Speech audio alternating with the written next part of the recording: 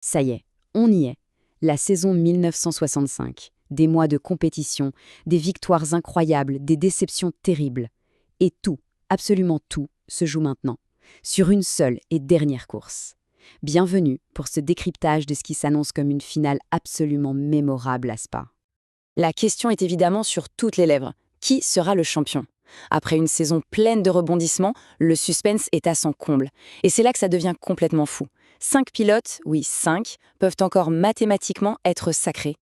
Et tout va se décider là, sur ce circuit mythique, légendaire et terrifiant de Spa-Francorchamps. Le 15 novembre, c'est simple, les calculettes on les range. À la fin de la course, il n'y en aura plus qu'un. Mais alors, comment on en est arrivé à une situation aussi tendue ? Pour vraiment saisir l'enjeu, il faut qu'on fasse un petit retour en arrière, sur la course précédente, le Grand Prix de Monaco. Et là, franchement, ça a été le chaos. Un chaos qui a tout, mais absolument tout, changé. Regardez-moi ce tableau. C'est un véritable séisme. Avant Monaco, Jaonen semblait avoir une avance confortable. Et après, pfiou, le classement est méconnaissable. Wojtek bondit à la 2e place. Et surtout, il y a ce nom, Leo Drift, qui sort de nulle part pour s'installer sur le podium du championnat.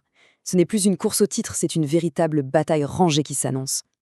Le moment clé, le point de bascule, c'est la contre-performance du leader. Jasonen, il part en pole position, on s'attend tous à ce qu'il déroule, mais à Monaco, rien ne se passe comme prévu. Il s'effondre, il termine 7e, 0 pointé. Pour la toute première fois de la saison, on l'a vu fragile. Et quand il y a du chaos, eh bien, il y a de la place pour un héros inattendu.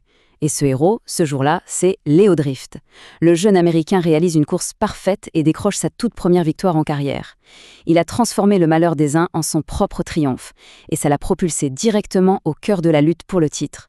Ce qui nous amène donc à la situation actuelle. 5 pilotes, avec une chance de décrocher la couronne à Spa.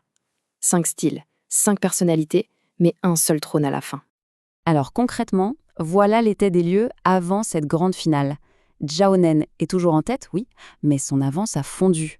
Juste derrière lui, Wojtek est en embuscade, prêt à saisir la moindre occasion.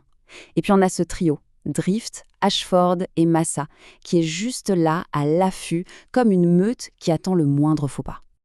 Le premier prétendant, c'est donc lui, Vittori Jaonen, le leader, le Finlandais de glace. Pour lui, même après la douche froide de Monaco, la philosophie reste la même. La régularité, la précision, la gestion.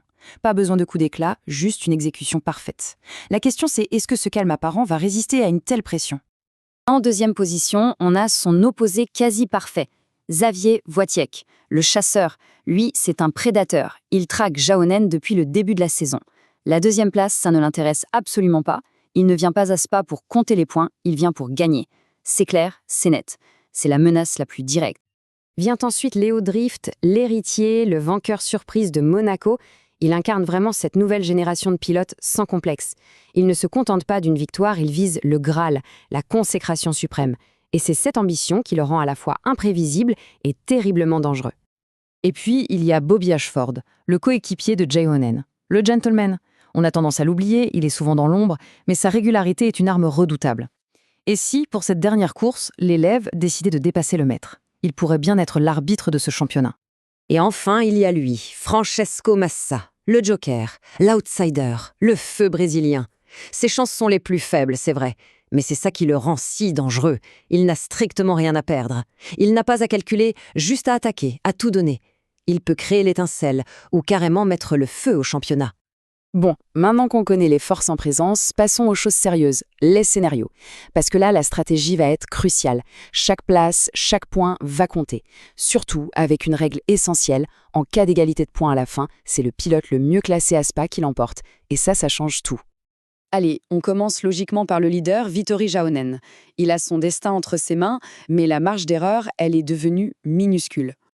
Pour Jaonen, l'équation est simple sur le papier. S'il finit premier ou 2e, la discussion est terminée, il est champion. Par contre, dès la 3e place, ça se complique. Il faudrait que Wojtek ne gagne pas. Et s'il ne marque aucun point, là c'est le scénario catastrophe. Il serait à la merci de tous ses rivaux. Passons maintenant au chasseur, Xavier Wojtek. Pour lui, pas de calcul, pas de gestion. La seule stratégie possible, c'est l'attaque. Pour Wojtek, il n'y a qu'un seul objectif, la victoire. C'est la seule façon de mettre une pression maximale sur Jaonen. S'il gagne, il est champion si le Finlandais termine 4e ou pire. Et surtout, rappelez-vous de la règle du tie-breaker. Avec une victoire, il bat Jaonen même si ce dernier termine 3e. Il n'a donc pas le choix, il doit tout jouer. On en arrive au duo à 11 points, Leo Drift et Bobby Ashford. Pour eux deux, la situation est exactement la même. C'est un pari, c'est du tout ou rien. Leur mission est claire. Étape 1, gagner. C'est non négociable, mais ça ne suffit pas. Ils doivent aussi espérer un très mauvais résultat de Jaonen, une 5e place ou pire.